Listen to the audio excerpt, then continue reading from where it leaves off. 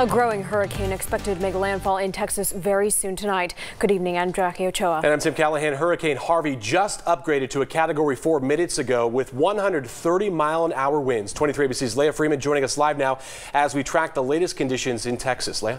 Yeah, and we're about 45 miles from the coast here when the storm is going to hit. So yes, it's gained speed quite a bit as it's been in these warm waters of the Gulf. We're now at 130-mile-per-hour winds, and that made it a Category 4, which was expected to make landfall as a Category 3. So yes, this storm is definitely a monster of a storm, and you can see the eye of it just off the shore there of Corpus Christi. But already bands of rain continue all the way from Brownsville up to Houston, even as far as Austin as well. So we are talking about this for the next several days with the path of this storm. Once it hits the coast, it will start to die down because it can't survive anymore. It needs the warm waters to survive. So it'll drop to a Category 3 by early Saturday morning, and then by Saturday afternoon it should drop down to a Category 1 at 85 miles an hour, and then it should circle back around. We have this track here. It starts to circle back around towards the Gulf into Sunday afternoon here, but it's really going to sit over the coast for multiple days here, and that's what's going to drop heavy amounts of rain, and that's where the catastrophic flooding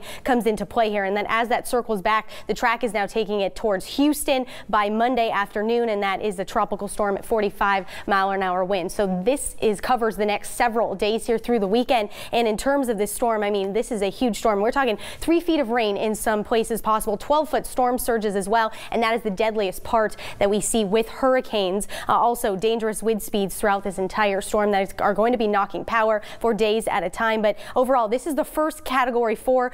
If it continues as a Category 4 when that eye makes it to the shore, to hit the U.S. since 2004. So we'll be looking at this storm more on my social media page. Join me, and also we'll be talking about Kern County weather coming up here in your full forecast.